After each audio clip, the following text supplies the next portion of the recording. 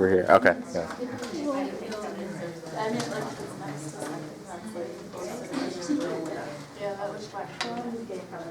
Okay, so we're just gonna get started. I heard my name, by the way. So Jeff Davis, he's here to talk to you about a bunch of very different topics. So I can't really put it into really one. But he has been to 51 countries across 5 different continents, and he's done professional speaking before. So he was a part of the Toastmasters International, and he went to Malaysia. And so what he usually talks about, he can mold and meet the needs of the audience, whether it's college students, young professionals, administrators, and the like. So he's done this for various types of audiences before.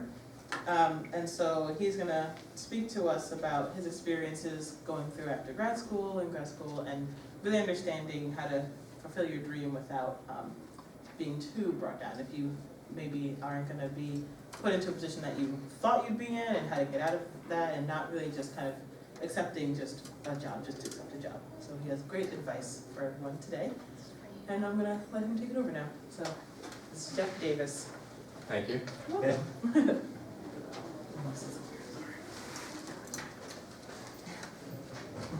Hello everyone, I'm Jeff Davis, as you know. Thank you for having me and listening to me. I'm just going to give you a few quick tips right off the bat that you probably know, you've heard of, but just to get the conversation rolling a little bit. And then from there, I'm going to go into a big mistake I made out of graduate school. Massive setback, how I bounced back from that, share some tips, and if I do mention the experience, it will be geared towards giving you content to help yourself. So it's not just going to be Jeff talking about me, it's going to be how can this help you, you're getting out of graduate school, you want to find a job. Why should you listen to me? Well, we're all equals here. I landed my dream job, and I love my job right now. It took me a very long time to land that job. I took a couple jobs that were absolutely not for me, and then one nightmare situation, which I'll go into in the couple minutes here. So the first thing that I learned out of graduate school was that success is not linear. So it's probably something you've heard before, but you've got most people telling you that success is a straight line. And by no means am I saying that I'm ultra successful. You guys are doing incredibly well too. But the point I'm making is that it's oftentimes one step forward, 2 steps back. So a lot of the times I would think that I had it and then I would get knocked back down. I would think that I'd be making good money, I'd end up broke. I know the struggle, I know what it's like to have no money, so I want to share some things like that with you. Another thing that comes to mind that I definitely want to share with you guys today is that when you're interviewing for companies, keep in mind that you're interviewing them as much as they're interviewing you. So ask them all the right questions and just be yourself, things that you know already. But on top of that, contact people who are at the company, see as much information as you can possibly find, and that'll help a lot. And multiple resumes, you guys know, definitely have multiple resumes. You put them on the college boards and all that, the job boards and all that. And of course, knowing what you don't want to do is just as important as knowing what you want to do. So if you find out that you don't really know exactly what you want to do, don't be afraid of that. It's valuable to know what you don't want to do. I got my MS Finance degree from Hopkins, and halfway through that degree, I remember that feeling where I said, I'm done. I don't want the degree. I'm absolutely finished. And I thought to myself, I might as well just knock out the degree and then use it to get what I want. So I knew at that point that I didn't really want to do finance, particularly in that industry, but it does help me in my current job as a digital analyst.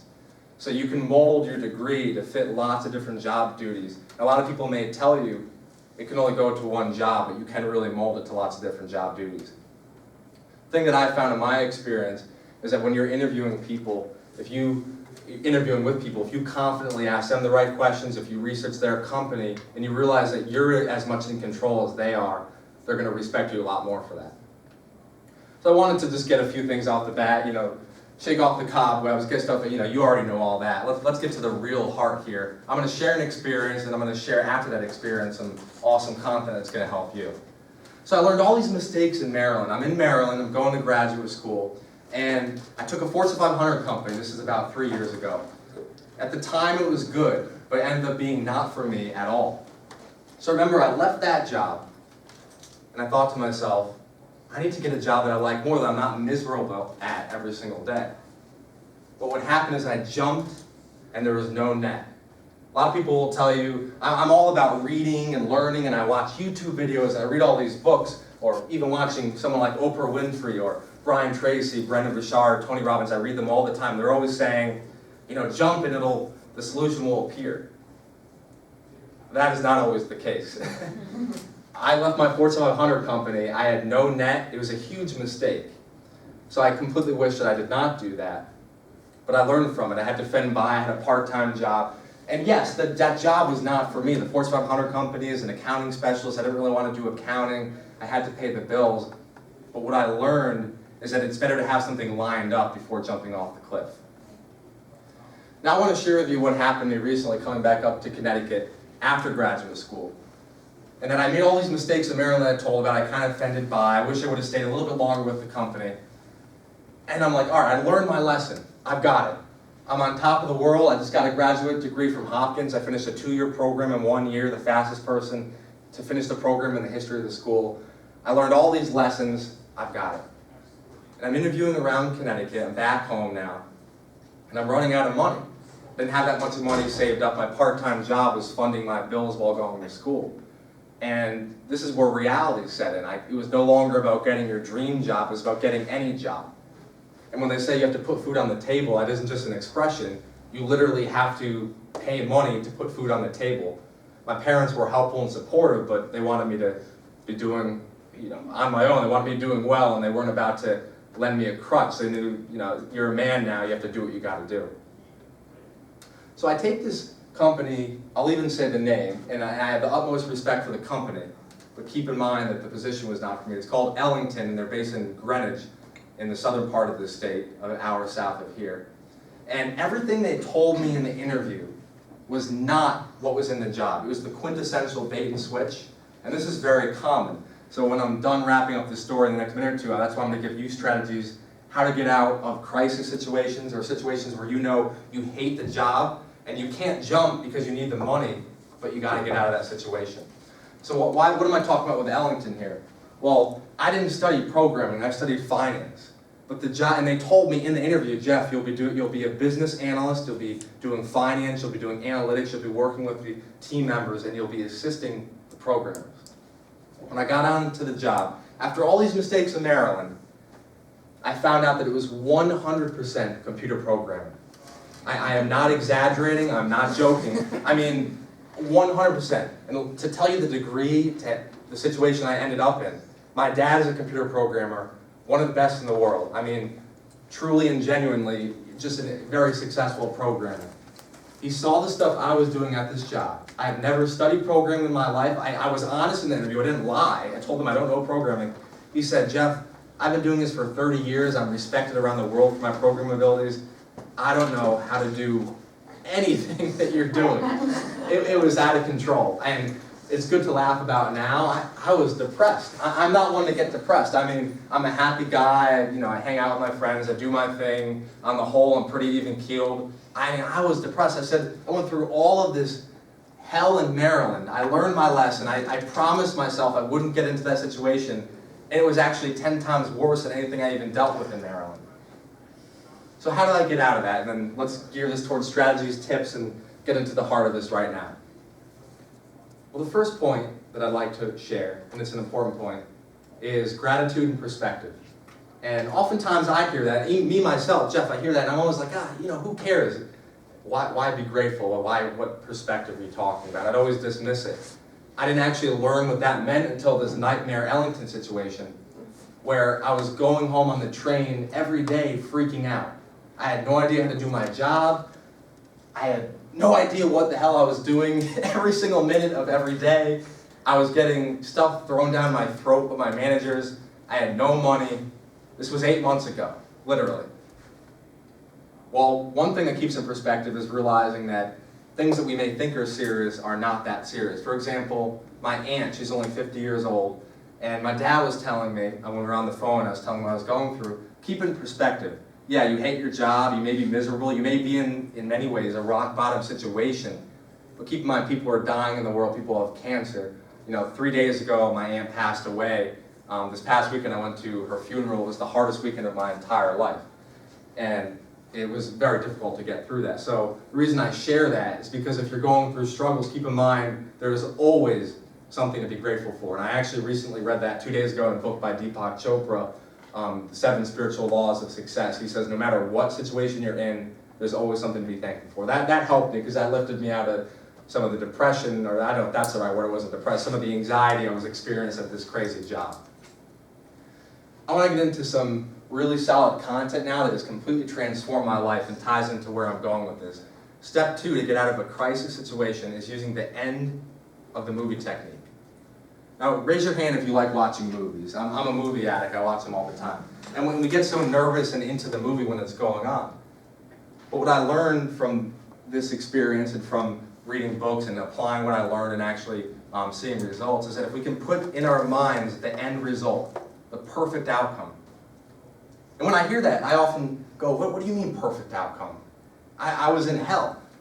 But 99% of people are going to think about their negativities, their worries, their problems. But if you can train your mind to think about the perfect outcome, you can then use the end of movie technique. What you do is you think, instead of getting caught up in the day-to-day trials and tribulations and anxieties, think about the perfect outcome and then put yourself to the end of the movie. When you can release your breath, when you can relax and realize everything's going to be all right. It may not seem like that way at the time, but if you use that technique, it'll get you through those day in and day out anxieties. Now, I want to go deeper into this. That point number 2, through the law of visualization.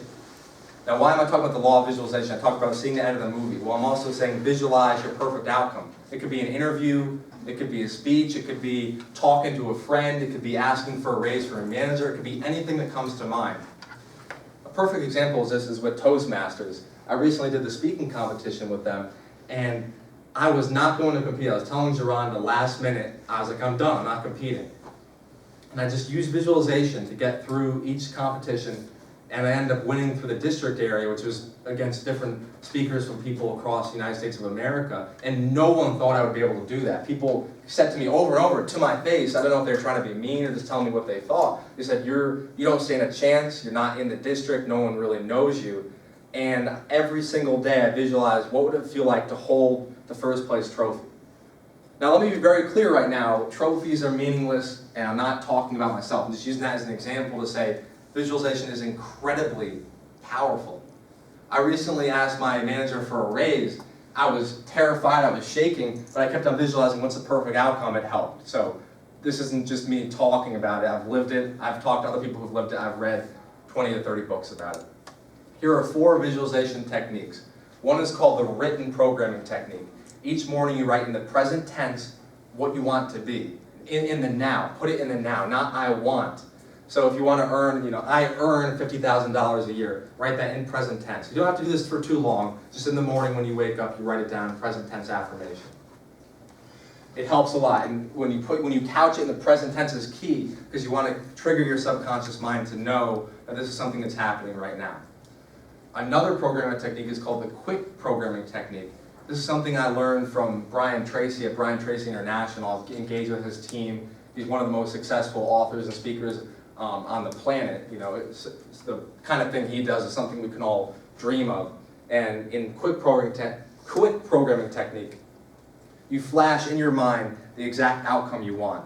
So it ties directly into the end of the movie technique, because when you are going into some kind of engagement, an interview, any kind of social engagement, flash that perfect outcome in your mind and hold that image there and then release it, it'll help you. A third very quick technique is called sports programming technique. This helps a lot as well. Have you guys watched the Olympics before? I always watch the Olympics, and these guys will go through the entire engagement in their mind, non-stop, sometimes maybe 2 to 3 minutes, sometimes for an hour, whatever amount you want to take. If you use sports programming technique, you can actually go through the event in your mind and see the outcome you want. So I would do that for interviews, and people have told me that I interview well. I don't know if I do or don't, but one thing that I did to help me interview and getting 7 job offers out of college and the bad economy, stuff like that, was using that visualization technique over and over and over again, constantly flashing it in my mind. It helped enormously. And then 4, really quickly, it's called the deep breathing programming technique. You write your goal on a note card. So you could say, I am a best-selling author. I am a popular, whatever your end goal is. I am an online audience expert, whatever you want to be. put it in the present tense, and then take about 10 to 15 deep breaths, maybe even more than that, 20 to 30. Whatever you can do to get your mind still. Go into the silence, become very calm and peaceful. And when you have that note card in your hand, you hold that image in your mind, let your mind go blank, and imagine the feeling, the actual feeling of what it feels like to have that. That helped me a lot because I remember I'm frantically trying to get out of Ellington, and I'm thinking to myself, how am I going to do it? How am I going to get out of it? And the way I kept on interviewing and getting through some of my setbacks is by using visualization. Now very quickly, two more very quick points before I have you do a quick reflection exercise, and then we get into the second half of this. Another quick point is to find the opportunity in your setback. Now, if I were to die tomorrow, and I could only tell the world one thing, this is my all-time favorite thing that I've learned from life. There is a hidden opportunity in every setback. It may not be initially apparent, it may be hard to find, but if you look for it, I 100% promise you, you will find the opportunity in your setback. I mentioned that Ellington example where 8.5, 9 months ago, I'm down in Greenwich working the worst job I've ever worked in my life. The hidden opportunity in that setback is that in the area, I made some great connections that helped push me forward. I joined Toastmasters, and I literally would not be in this room had it not been for that job. So in many ways, it was a nightmare, and I didn't wish it happened. But in many other ways, it led to so many great things. It led to me meeting Geronda, it led me to do more speaking, more Toastmasters, but even more importantly than that, it led to me getting out there and finding the job that I wanted to find. So look for that opportunity in your setback. And then a fourth point that I'd like to share with you very quickly before I get into the reflection exercise is that taking massive action. So I mentioned before that most people complain, they're worried about their negativities. It's a very natural human tendency. I myself fall back into that inadvertently all the time. Brian Tracy says, if I listen to some of his speeches, is that something like 90 out of every 100 Americans are more focused about the past or their worries than they are about solutions in the future. So if you can train yourself to take massive action, it could mean talking to a friend, talking to recruiters, posting 2 or 3 different resumes on a job board, or even more importantly or deeper than that, getting out there and applying jobs every single day. Sometimes it's a matter of persistence. When I was stuck in that job, I applied to 15 to 20 jobs a day, 10 every morning, 10 every night, and if I was really in the zone, I'd even go for 30 or 40 a day. That's what got me out of it. That's what led me to my dream job where I'm at now, a little bit north of here in Brantford.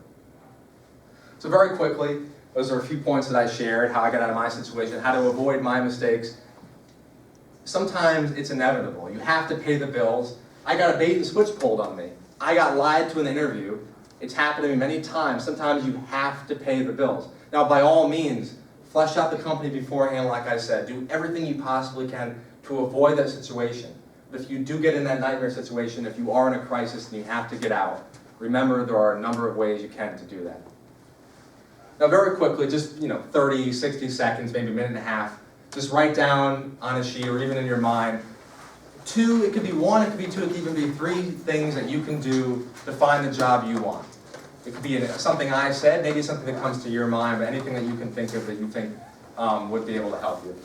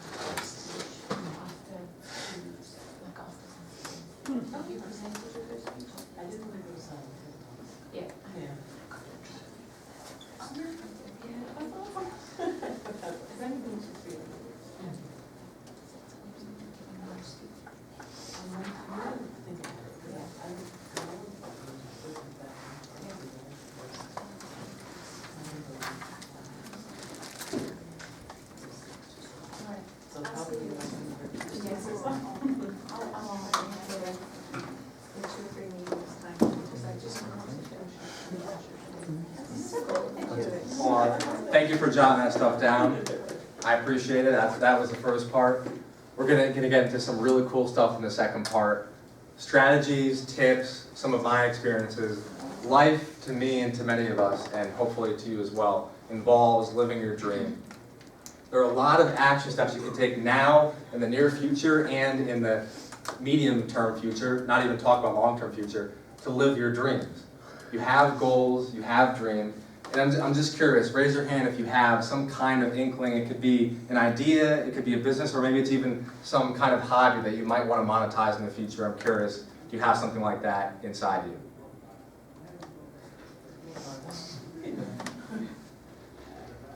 First of all, it's about getting massive clarity. So I have some seven steps listed, and I'm going to go into those specifically one by one, briefly to the point.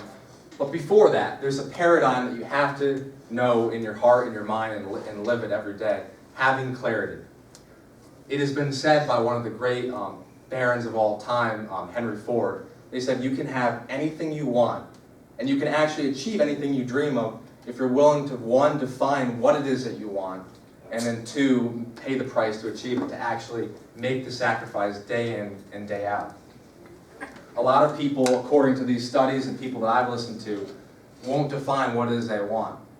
And find the balance is right for you. You do have to define what it is that you want, but you also have to take massive action towards that.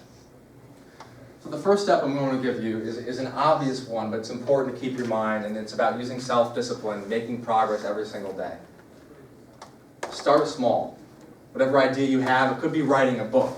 For example, when I was writing my book, I was going to graduate school, taking more classes than the full-time students were, and I was working. I had 3 hours of commute time a day, and on the side I was networking, growing my business, but I would find time to write the book as often as I could each day. Delatorre McNeil, in this book, Caught Between a Dream and a Job, How to Leave the 9-to-5 Behind and Step into the Life You've Always Wanted, says one of the keys to success in terms of living your dream is spending 2 to 4 hours a day on your dream. That's incredibly challenging. That is massively difficult to do because we have so many other things we want to do. So my suggestion to you is start small.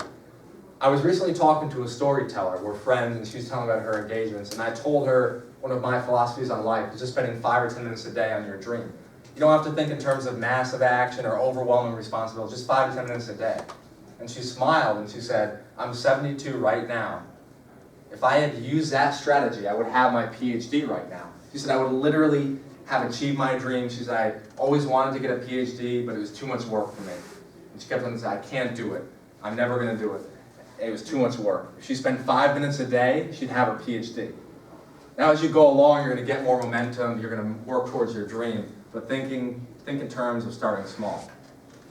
And as a quick but very relevant sidebar, what I think about this book, it starts off a little slow, but I highly recommend it. Once you get to page 70, the 70s, into the hundreds and beyond, it's not just about living your dream. He tells you how do you find your dream job. What are job boards that you can do? Obviously the obvious ones, Indeed, Simply Hired, Career Builder, Monster, but he goes into deeper strategies about connecting with recruiters and how to actually find your dream job. I highly recommend it because there's amazing strategies in there. So another tip in terms of actually getting out there and living your dream, you now have your job. Maybe it's a job you love, maybe it's a job you don't like, maybe it's somewhere in between, but you're using that as a way to push you forward in terms of growing your business. That's what I'm doing. I have my dream job now, and I would never tell this to anyone I work with or my managers, but I'm actively growing on the side some of my online initiatives, some of my writing, some of the things I do, and I'm using that as a literal fulcrum to push me forward to my dreams in the future, which involve growing some of my initiatives even further. So one of the keys that helps me as far as getting out there is collaborating with others, and specifically telling people, whether it's a friend, a colleague, a family member, a coworker, maybe it's someone you just met randomly in a bar or even on the street, just some kind of stranger that you hit it off and became friends with. If you tell them about your goals and dreams and use accountability partners, it'll help push you forward. I remember I had moments when I was writing my book and I was so frustrated with life a year ago. I had no money and I just felt like I was doing a degree that I didn't even want.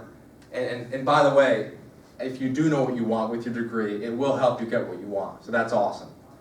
speaking from my own experience and what I'm talking about right now, is that degree was something that I was done with.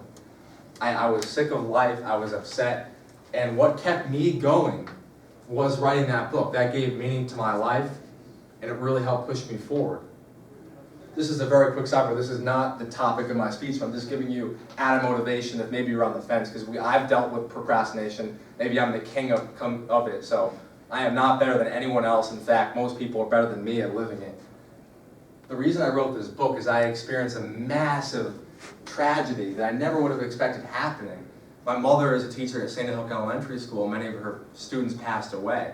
And before then, I was living life on the edge, and I was debating. I was not only worried about what people would think of me, but I wasn't giving my life any meaning or purpose. The reason I mention that is because we're all on the fence about something. I'm still on the fence about ways that I can move forward with my writing. It's very challenging, and I experience rejection every single day. But if you can keep in mind that you never know when your time is up, that'll push you forward. Couple that with accountability partners, and you'll be able to do incredible things. You guys, and I mean this sincerely from the bottom of my heart, are the kind of people who come and listen to people like me speak, or I don't mean people like me, but people in general convey their information. They're the kind of people who put out what you need to learn, you read books, you're motivated. So you're the kind of person I can see in each one of you as I look around the room who has greatness in you, not only in the future, but right now. You're motivated, you're disciplined, you're going to do incredible things, and I don't say that to everyone I speak to. I only say that when I'm either feeling a good vibe or I feel like it needs to be said. And I can see in each one of you, you have a lot in you, and you're going to do amazing things. So just keep that in mind when you're experiencing the inevitable setbacks that we all go through.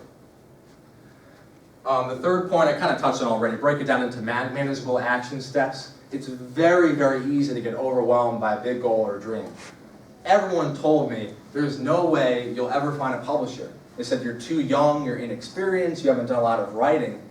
But the way I broke it down into manageable action steps is by going out every single day to a networking event. And when I say every single day, I mean any opportunity I could get. I mean, there were some days that networking events weren't going on, but whenever I could, I would go out. So if you're constantly pushing yourself out there, you may not feel like it, you may not feel like meeting other people, you may be having a down day, we all have down days all the time. If you can force yourself to get out there as much as you can, that collaboration will completely change your life and help you realize that yes, you can take it step by step, just do a little bit at a time. The fourth point I've also touched on a little bit, embracing the setbacks, and that we all are experiencing those ups and downs. I emphasize that because anyone who tells you that it's all pie in the sky, that it's all good, are wrong. They're flat out wrong. I don't say that often, but they're wrong in that it's a struggle for all of us most of the time. We have good moments, we're grateful, we focus on what we can, but if you can train yourself to push through those setbacks and use them as added motivation, you'll be incredibly successful. You're destined to land your dream job, you're destined to get out there, to change people's lives, to interact with people. Don't let someone else affect you in a negative way. Don't let someone else put you down. I did that for far too long in my life. I changed my ways. I can only change myself. No speaker in the entire universe, or anything, no writer, no person who engages, no teacher, can ever change someone's life. All you can ever do is give them information that maybe will cause them to change their own life. I say that because sometimes I get a little bit of a weird feeling when I see someone saying, I change lives, I change the world. I respectfully disagree with that. It's about giving someone the information and the knowledge and perhaps the inspiration to then make the change within.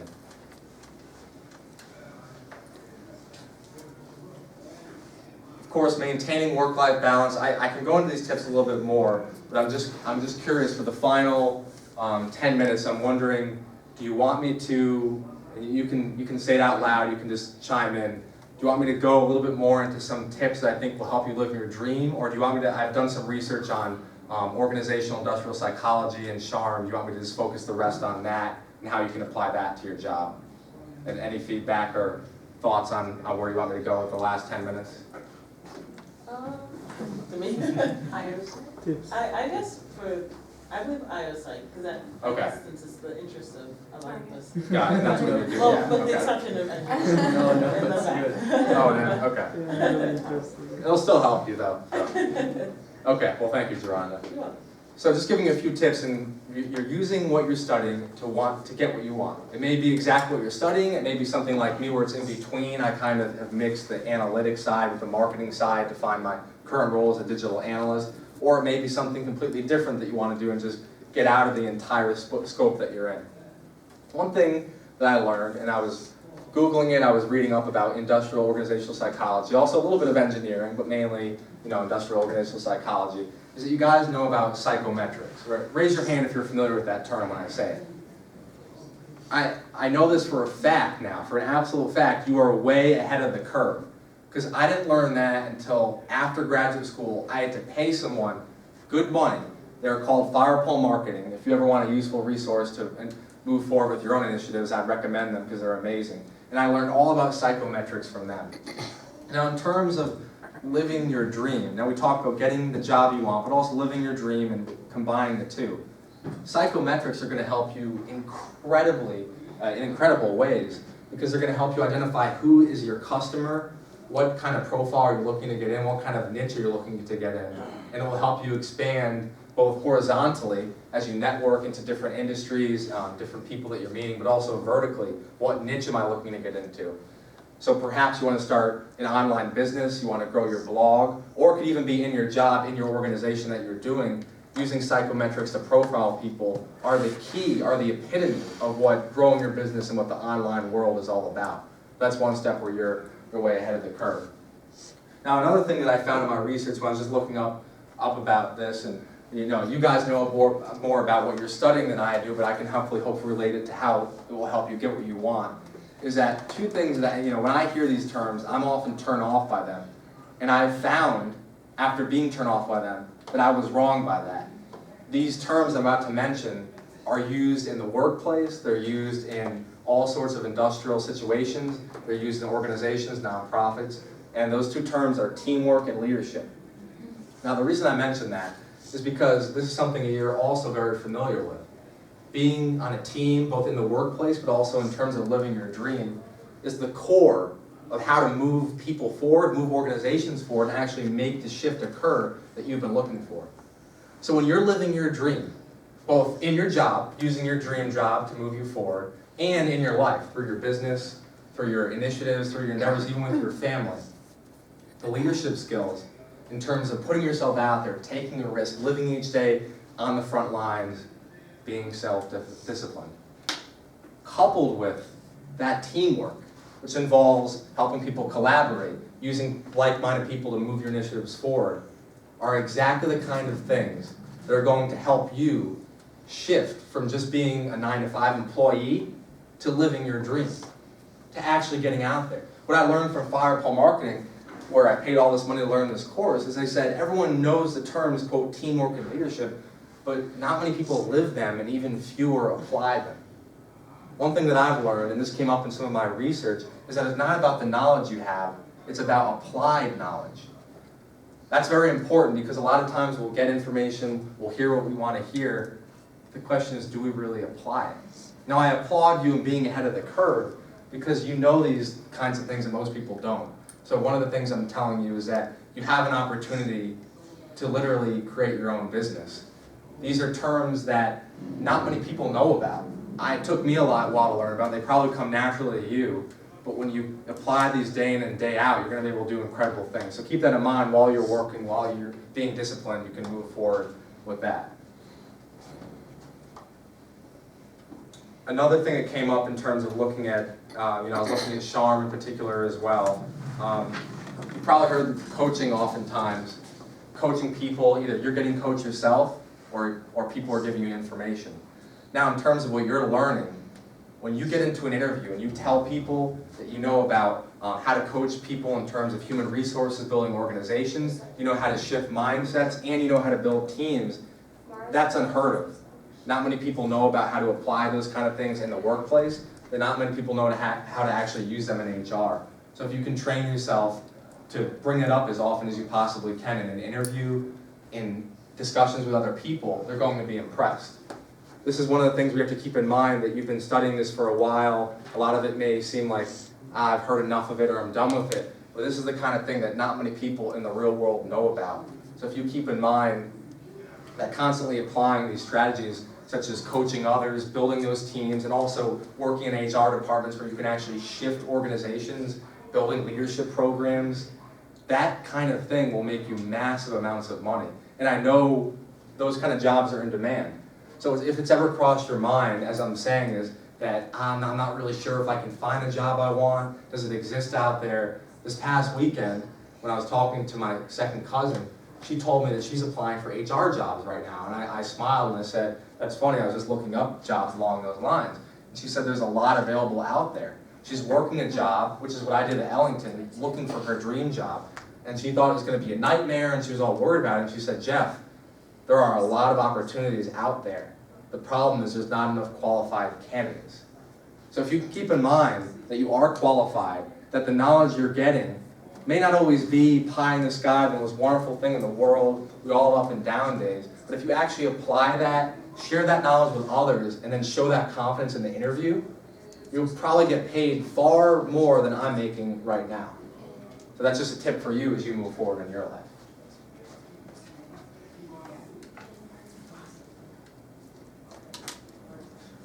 Another thing that came up too, and as I wrap with this and go into a few final points here, and then I'll open up to questions.